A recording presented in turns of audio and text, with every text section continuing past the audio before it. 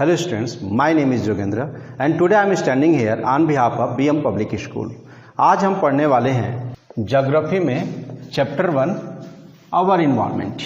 अब वो इन्वायरमेंट में आइए सबसे पहले समझते हैं कि इन्वायरमेंट क्या होता है।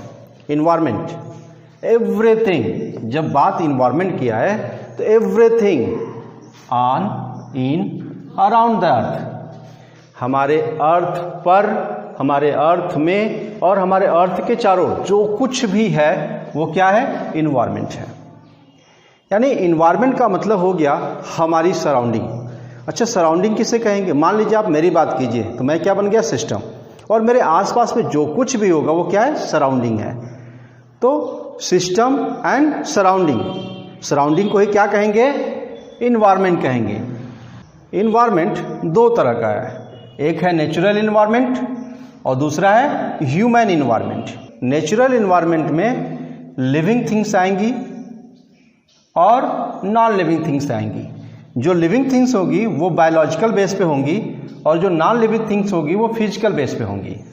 तो आइए अब इसको हम नेचुरल इन्वायरमेंट को कैटेगराइज करते हैं। नेचुरल इन्वायरमेंट दो तरह का है, बायोटिक और बायोटिक। बायोटिक किससे जुड़ा हुआ है, हमारे बायोस्फीयर से जुड़ा हुआ है। और अबायोटिक कहाँ कहाँ डिवाइड है, तो वो लिथोस्फीयर, हाइड्रोस्फीयर और एटमॉस्फेयर में डिवाइड है। अच्छा, बायोटिक का मतलब बायोस्फीयर, बायो का मतलब क्या होता है, लाइफ। मतलब अगर हम बायोस्फीयर की बात कर रहे हैं, बायोटिक की बात कर रहे हैं, इसका मतलब हम लिविंग थिंग्स की बात कर रहे हैं, बायोलॉजिकल थिंग्स की बात कर रहे हैं। अगर हम अबायोटिक की बात कर रहे हैं, दैट में बी लिथोस्फीयर, हाइड्रोस्फीयर और एटमॉस्फेयर, इसका मतलब हम नॉन लिविंग थिंग्स की बात कर रहे हैं, मतलब हम फिजिकल थिंग्स की बात कर रहे हैं। अब समझते हैं बायोटिक में क्या है, बायोस्फीयर है, और बायोस्फीयर में क्या है, लिविंग थिंग्स हैं, बायोलॉजिकल थिंग्स हैं। तो लिथोस्फीयर का क्या मतलब हुआ, लिथोस्फीयर का मतलब हुआ हमारा लैंड फॉर्म्स। अर्थ का जो एयर वाला पार्ट है उसे क्या कहेंगे, एटमॉस्फेयर। अर्थ का जो वाटर वाला पार्ट है उसे क्या कहेंगे, हाइड्रोस्फीयर। और जो लैंड फॉर्म्स हैं जहां हम रहते हैं उसे क्या कहेंगे, लिथोस्फीयर। और चूंकि लाइफ एयर में भी है, वाटर पे भी है और लैंड फॉर्म्स पे भी है, तो बायोस्फीयर कहाँ कहाँ सस्टेन करेगा, मतलब बायोलॉजिकल थिंग कहाँ कहाँ सस्टेन करेंगी, लाइफ कहाँ कहाँ सस्टेन करेगा, तो लैंड्स पे भी करेगा, वाटर पे भी करेगा और एयर पे भी करेगा। अब बात करते हैं ह्यूमन इन्वायरमेंट की। जो ह्यूमन इन्वायरमेंट है क्रिएटेड बाय ह्यूमन, ये क्या था, नेचुरली बना हुआ था। और जो चीजें थ्रू ह्यूमन बनी हुई हैं वो ह्यूमन इन्वायरमेंट का पार्ट है, और वो पॉजिटिव भी हैं और निगेटिव भी हैं। जैसे हमने बिल्डिंग्स को बना लिए, हमने कंप्यूटर्स बना लिए, मोबाइल्स बना लिए। निगेटिव क्या है, निगेटिव ये है कि हमने बिल्डिंग्स बनाने के लिए या कोई मैन्युफैक्चरिंग हब बनाने के लिए क्या किया, डिफॉरेस्टिकेशन कर दिया, जंगलों को काट दिया। वो क्या हुआ, निगेटिव इम्पैक्ट पड़ा उसका। किस पे निगेटिव इम्पैक्ट पड़ा, बायोस्फीयर पे। तो क्या हो गया, ह्यूमन इन्वायरमेंट का वो निगेटिव वाला पार्ट हो गया। चलिए अब हम इसको ठीक से समझते हैं। इन्वायरमेंट क्या है, आवर सराउंडिंग्स इंक्लूडिंग एवरीथिंग, हमारे आसपास का वातावरण जिसमें सब कुछ आ जाता है। क्या क्या, on the earth, in the earth and around the earth.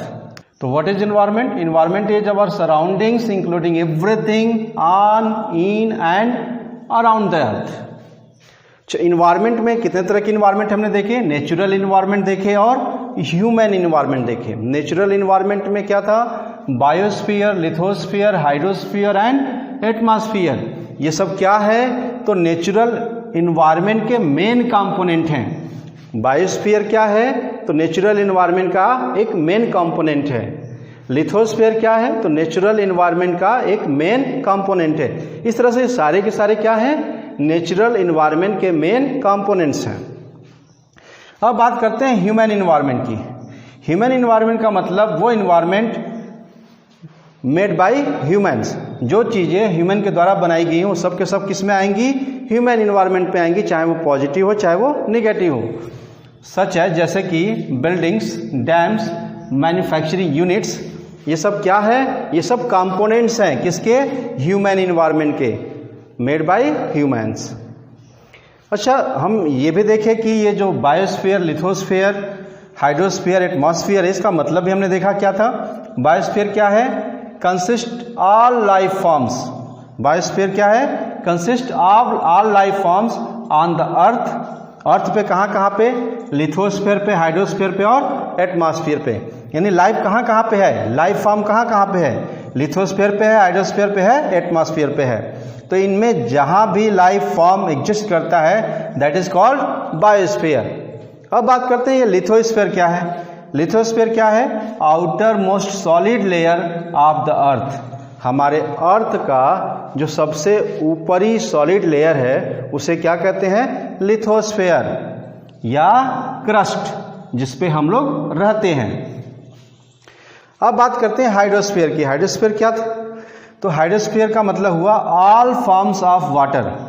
Water धरती पे किसी भी फॉर्म में हो ऑन द अर्थ, वो क्या कहलाएगा? वो पार्ट हाइड्रोस्फीयर का पार्ट कहलाएगा।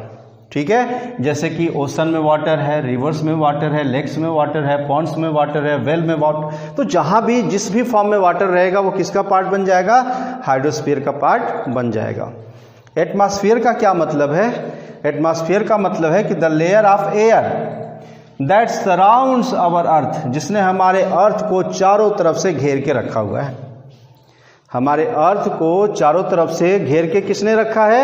एटमॉस्फेयर ने, जिसका मतलब क्या हो गया? एयर। तो क्या हुआ? The layer of air that surrounds our earth that is called atmosphere. इसके भी बहुत सारी लेयर्स होती हैं, वो एक एक करके हम लोग देखते हैं। अब हम बात करेंगे लिथोस्फीयर की। लिथोस्फीयर में लिथोस का मतलब होता है स्टोन। हम लिथोस्फीयर को एज ए क्रस्ट भी ट्रीट करते हैं या क्रस्ट कहते हैं। अब देखते हैं कि ये लिथोस्फीयर क्या है। Outermost solid layer of the earth. Outermost solid layer of the earth ही क्या कहलाती है? लिथोस्फीयर कहलाती है। This is where we live, जहां हम लोग रहते हैं। मतलब जहां हम लोग रहते हैं वो क्या है? एक सॉलिड लेयर है और उसी को हम क्या कहते हैं? लिथोस्फीयर कहते हैं। और ये जो लिथोस्फीयर है नॉट वन कंटिन्यूअस पीस, ये सिंगल पीस नहीं है, ये नंबर ऑफ सॉलिड ब्लॉक्स में डिवाइड है। इन सॉलिड ब्लॉक्स को ही हम लोग क्या कहते हैं? प्लेट्स कहते हैं। और आपको मालूम है जब प्लेट्स आपस में रगड़ करती हैं तो क्या आते हैं? लैंडस्लाइड्स की घटनाएं होती हैं। अब बात करते हैं क्रस्ट की। क्योंकि लिथोस्फीयर को हम एज ए क्रस्ट भी ट्रीट कर सकते हैं, तो क्रस्ट दो तरह का हो गया, continental crust and oceanic crust. Continental crust कहाँ होता है? बिलो द लैंड मास, सीधे लैंड मास के नीचे, जहां पे हम खड़े हैं उसके नीचे क्या है? उसके नीचे है continental crust below the land mass. इसकी जो थिकनेस है वो 40 किलोमीटर से 100 किलोमीटर के बीच में कुछ भी होती है। अब बात करते हैं ओशियानिक क्रस्ट की। ओशियानिक क्रस्ट कहाँ होता है? तो बिलो द ओशंस, ठीक ओशंस के नीचे होता है, महासागर के नीचे होता है। इसकी थिकनेस कितनी होती है? इज अबाउट 6 किलोमीटर, 6 किलोमीटर तक होती है। ये जो क्रस्ट होती है मेड अप ऑफ, ये जो क्रस्ट होती है made up of different type of rocks. Surface पे थिन लेयर ऑफ साइल होता है। ये जो थिन लेयर ऑफ साइल है, मट्टी की जो पतली परत है, that's allow human to grow crops. ये हम लोगों को अलाउ करती है ताकि हम लोग जो फसल हैं उगा सकें, क्रॉप्स को ग्रो कर सके। And beneath surface, and beneath the surface, surface के ठीक नीचे क्या है? कोल है, आयल है, गैस है, आयरन है और बहुत सारी चीजें हैं। और ये सब हमारे यूज के हैं। ये सब कहाँ है? बीनीथ द सरफेस, हमारे सरफेस के नीचे है। और जो हमारा क्रस्ट है, क्रस्ट पे क्या है? लैंड फॉर्म्स है। तो एक ही तरह का लैंड फॉर्म्स है? नहीं, डिफरेंट डिफरेंट टाइप के लैंड फॉर्म्स है। जैसे कि कहीं पे माउंटेन है, कहीं पे प्लेट्यू है, कहीं पे प्लेन्स है, कहीं पे डेजर्ट है। अब हम बात करते हैं हाइड्रोस्फीयर की। हाइड्रो का मतलब होता है वाटर। तो जो हाइड्रोस्फीयर है कंसिस्ट, क्या क्या कंसिस्ट करता है? तो all forms of water on our earth. हमारे अर्थ पे वाटर के जो भी फॉर्म्स हैं उन सबको कंसिस्ट कौन करता है? हाइड्रोस्फीयर। जैसे कि oceans, seas, lakes, rivers, waterfalls, streams, water vapour. ये कहाँ होता है? इन द एयर, एयर में होता है। ग्लेशियर्स, आइस एंड स्नो, ये सभी के सभी क्या हैं? पार्ट्स ऑफ हाइड्रोस्फीयर हैं। अच्छा, हाइड्रो का मतलब क्या था? वाटर।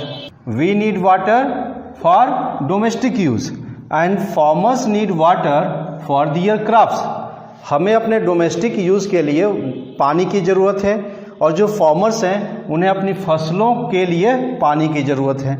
और जो इंडस्ट्रीज हैं उन्हें भी need water, industries need water for manufacturing. अगर उन्हें मैन्युफैक्चरिंग करनी है उन्हें भी क्या चाहिए? वाटर चाहिए। तो इन सबको वाटर की जरूरत है। और सबसे बड़ी चीज, बिना पानी न अन्न होगा, न जल होगा, न हम होंगे। एंड ये जो रिवर्स होते हैं, जो ओशंस होते हैं, अलाउ ट्रांसपोर्टेशन, ये ट्रांसपोर्टेशन को अलाउ करते हैं ऑन दियर सरफेस, अपने सरफेस पे। तभी तो ट्रांसपोर्टेशन आज के डेट में ग्लोबलाइज हो गया है। किसकी वजह से? ये रिवर्स की वजह से, ओशंस की वजह से। अब हम बात करेंगे एटमॉस्फेयर की। एटमॉस्फेयर में, एटमॉस्फेयर को हम क्या कहते हैं? एयर भी कहते हैं, ठीक है। तो एटमॉस्फेयर क्या है? Layer of air that surrounds our earth. Air का वो लेयर जो हमारे अर्थ को चारों ओर से क्या करती है? सराउंड करती है। अच्छा, एयर क्या है? What is this air is? Air क्या है? तो यह मिक्सचर ऑफ गैसेस है। इसमें केवल गैसेस का मिक्सचर है, जैसे नाइट्रोजन, ऑक्सीजन, कार्बन डाइऑक्साइड और कुछ अदर गैसेस भी हैं। नाइट्रोजन, एयर में नाइट्रोजन कितना है? 78% है। कितना है? 78% है। और ऑक्सीजन कितना है? 21% है। कार्बन डाइऑक्साइड 0.6% और अदर गैसेस भी थोड़ी थोड़ी मात्रा में प्रेजेंट है। अब हम बात करते हैं कि जब लैंड सरफेस के हम नज़दीक रहेंगे तो ये जो एटमॉस्फेयर यानी एयर की लेयर है वो कैसी होगी? थिकर होगी, मोटी होगी। एंड जैसे जैसे आप हायर लेवल पे जाएंगे ये थिनर, पतली होती चली जाएगी। यानी एयर बहुत ही डेंस होती है लैंड सरफेस पे और हायर लेवल पे थिनर हो जाती है। एटमॉस्फेयर की कितनी लेयर्स होती हैं? एटमॉस्फेयर की मेनली 5 लेयर्स होती हैं। कितनी होती हैं? 5 लेयर्स होती हैं। नाम क्या है? Troposphere, stratosphere, mesosphere, thermosphere and exosphere. एक बार और नाम बोलते हैं, troposphere, stratosphere, mesosphere, thermosphere and exosphere. अब थोड़ा सा एयर को यानी एटमॉस्फेयर को समझते हैं। Air helps life survive on the earth. Earth पे लाइफ सर्वाइव करती है किसकी हेल्प से? तो एयर की हेल्प से। इट हेल्प्स टू ब्रीथ, यह है जिसकी मदद से हम सांस लेते हैं। यानी प्राण क्या है? एयर ही क्या है? प्राण है, इसलिए हम इसको प्राण वायु भी कहते हैं। इसमें ओजोन लेयर होती है जो हमें protect us from harmful UV rays of the sun. Sun से जो भी यूवी यानी अल्ट्रावायलेट रेज आती हैं वो बहुत हार्मफुल होती हैं। उनसे हमें कौन प्रोटेक्ट करता है? तो एटमॉस्फेयर प्रोटेक्ट करता है। एटमॉस्फेयर में क्या? Ozone layer. जो प्लांट्स होते हैं जिन पे हम डिपेंड हैं, plants obtain their supply of nitrogen and carbon dioxide from this layer. अच्छा, जो प्लांट्स होते हैं उनके लिए नाइट्रोजन और कार्बन डाइऑक्साइड की सप्लाई कहाँ से होती है? तो एटमॉस्फेयर से होती है। अगर नाइट्रोजन नहीं होगा तो प्लांट्स मर जाएंगे, कार्बन डाइऑक्साइड नहीं होगा तो प्लांट्स मर जाएंगे, प्लांट्स मर जाएंगे तो हम लोग भी मर जाएंगे। ऑल वेदर अकरेंस, हमारे अर्थ पे जो भी वेदर अकरेंस होता है, जैसे कि स्टॉर्म्स का आना, रेनफॉल होना, स्नोफॉल होना, टेक प्लेस, वो सब कहाँ टेक प्लेस होता है? हमारे एटमॉस्फेयर के ट्रोपोस्फेयर वाले पार्ट में होता है।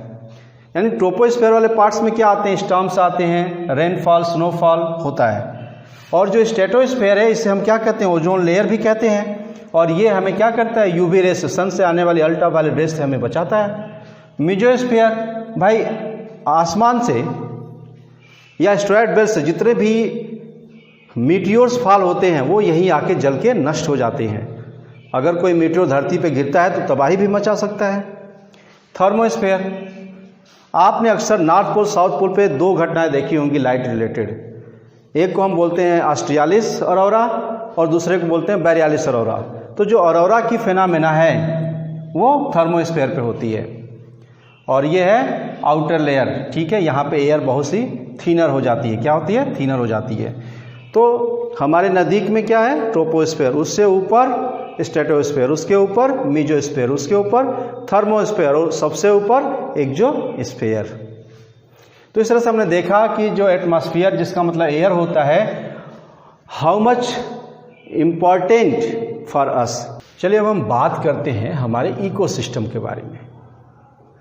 इकोसिस्टम का मतलब होता है कि the system of biotic and abiotic components which depend on each other and interact with each other. देखिए, इसे हमें समझने की ज़रूरत है।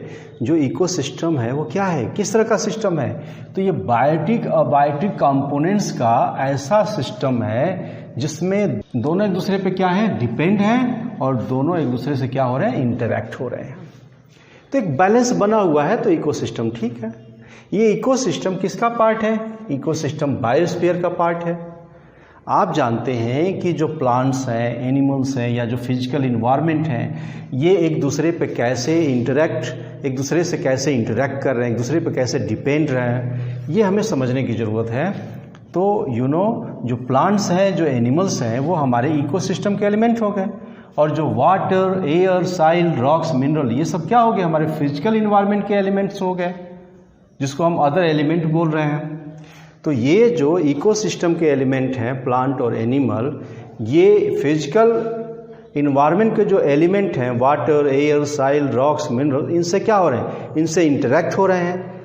इनसे क्या हो रहे हैं, इनसे इंटरेक्ट हो रहे हैं, और इन पे डिपेंड भी हैं हर तरीके से। तो इस इंटरेक्शन के लिए क्या जरूरी है, एक बैलेंस की जरूरी है। इस इंटरेक्शन के लिए क्या जरूरी है, एक बैलेंस की ज़रूरत है। तो आप देखिए, जो प्लांट्स हैं तो फॉरेस्ट है, और फॉरेस्ट है तो अदर एनिमल्स की जो डाइवर्सिटी है वो देखने को मिल सकती है, बहुत अलग अलग तरह की बायोडाइवर्सिटी देखने को मिल सकती है। लेकिन जो ह्यूमन बीइंग है, मतलब हम लोग हैं, हम लोगों ने उस बैलेंस के बीच में क्या पैदा कर दिया, डिसबैलेंस पैदा कर दिया है, जिसकी वजह से लैंडस्लाइड्स जैसी घटनाएं हो रही हैं, सॉइल लॉस हो रहा है, लैंडस्केप हो रहा है, ओजोन लेयर में होल्स हो रहे हैं। किसकी वजह से, क्लोरोफ्लोरोकार्बन की वजह से। ये कहाँ से पैदा होता है, तो हमारे फ्रिज और एसी से पैदा होता है। फ्रिज और एसी किसने बनाया है, ह्यूमन बीइंग ने बनाया हुआ है। तो ये क्लोरोफ्लोरोकार्बन की वजह से ओजोन लेयर में होल्स भी बढ़ रहे हैं, जिससे जो harmful ultraviolet rays from sun है वो डायरेक्ट अर्थ पे आके फॉल होंगी, और जो अदर प्लांट्स हैं या जो अदर एनिमल्स हैं उनको क्या करेंगी, उनको नुकसान पहुंचाएंगी। साथ ही साथ पोल्यूशन बढ़ रहा है। किसकी वजह से पोल्यूशन बढ़ रहा है, तो ह्यूमन बीइंग की वजह से पोल्यूशन बढ़ रहा है। कहाँ कहाँ पे, air pollution, land pollution, water pollution, soil pollution. तो इन सब की वजह से, या इन सब की वजह कौन है, तो ह्यूमन बीइंग है। ह्यूमन बीइंग ने क्या किया है, एक बैलेंस्ड इकोसिस्टम के बीच में एक डिसबैलेंस को पैदा किया है। अच्छा, आप समझ डिसबैलेंस कैसे आया, तो हमने फॉरेस्ट को क्या कर दिया, कटिंग कर दिया, डिफॉरेस्टिकेशन कर दिया। हमारी वजह से फॉरेस्ट में क्या है, आग लग जाती है। हम ओशंस के अंदर बड़े बड़े शिप्स में ऑयल्स ले जाते हैं, ऑयल से मतलब जो सीप है उससे ऑयल क्या होता है, लीक हो जाता है। तो क्या होता है, इससे क्या होता है, जो सी एनिमल्स हैं वो डेड कर जाते हैं। तो ये जो प्लांट्स हैं, एनिमल्स हैं, या जो फिजिकल इन्वायरमेंट है, इनके बीच में एक बैलेंस रहना चाहिए। बैलेंस रहेगा तभी ये एक दूसरे से इंटरेक्ट होंगे, एक दूसरे पे सही तरीके से डिपेंड रहेंगे। But here is the problem, he is the problem, he is creating the disbalance. तो अब ज़रूरत है हमें रिसोर्सेज को सही तरीके से समझने की और उसको सही तरीके से यूटिलाइज करने की। तो हमने इन्वायरमेंट में देखा इकोसिस्टम को। इकोसिस्टम क्या था कि this is the system of biotic and abiotic components, system of biotic and abiotic components which depend on each other and interact with each other. ये एक दूसरे के ऊपर डिपेंड भी हैं और एक दूसरे से इंटरेक्ट भी कर रहे हैं। तो ये जो इन्वायरमेंट में इकोसिस्टम है, इसका जो बैलेंस है वो डिसबैलेंस हुआ है। कारण क्या है, environmental pollution is the result of unplanned and unwise use of technology by human beings. Environmental pollution की सबसे बड़ी वजह क्या है, ह्यूमन बींग्स का यानी हम लोगों का जो हम लोग टेक्नोलॉजी यूज़ करते हैं उसको हम लोग अनवाइज तरीके से यूज़ करते हैं एंड अनप्लान्ड तरीके से यूज़ करते हैं, जिसके चलते क्या हुआ, इन्वायरमेंटल पोल्यूशन हुआ। दूसरा चीज़, humans modify the environment. Humans अपने आसपास के इन्वायरमेंट को मॉडिफाई करते हैं टू सेटिस्फाई दियर नीड्स, अपनी नीड्स को सेटिस्फाई करने के लिए। तो सबसे बड़ी दिक्कत कहाँ पे आ गई कि जो ह्यूमन्स हैं वो मॉडिफाई कर रहे हैं इन्वायरमेंट को, किस लिए, अपनी नीड्स को सेटिस्फाई करने के लिए। This is the big problem. तो जो unplanned and unwise use of technology है वो रुकना चाहिए। दूसरा, अपनी नीड्स को सेटिस्फाई करने के लिए हम इन्वायरमेंट को मॉडिफाई कर रहे हैं, ये भी रुकना चाहिए। एक साइड में हम सेव इन्वायरमेंट की बात कर रहे हैं और दूसरे साइड में ट्रीज कटिंग कर रहे हैं। एक साइड में इकोसिस्टम को बचाने की बात कर रहे हैं। इसके लिए हमने 22 अप्रैल को हम लोग अर्थ डे भी मनाते हैं, 22 मार्च को वर्ल्ड वाटर डे भी मनाते हैं, ताकि एक अवेयरनेस पैदा हो अबाउट द इन्वायरमेंट लोगों के बीच में। इन्वायरमेंट के लिए एक अवेयरनेस पैदा हो लोगों के बीच में, इसके लिए अर्थ डे एंड वाटर डे मनाया जाता है।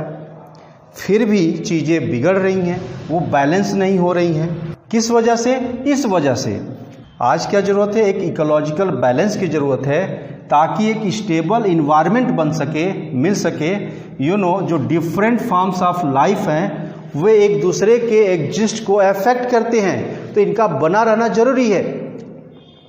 अगर फॉरेस्ट होंगे तो एक बायोडाइवर्सिटी बनेगी, एक दूसरे के एग्जिस्टिंग के लिए सपोर्ट मिलेगा, चाहे वो प्लांट के लिए हो, चाहे एनिमल्स के लिए हो, चाहे वो ह्यूमन बींग्स के लिए हो। तो आई होप ये जो अवर इन्वायरमेंट का चैप्टर है वो आपको समझ में आया होगा। इससे रिलेटेड जो भी क्वेश्चंस हैं वो नेक्स्ट वीडियो में आपको प्रोवाइड किए जाएंगे। Thank you so much.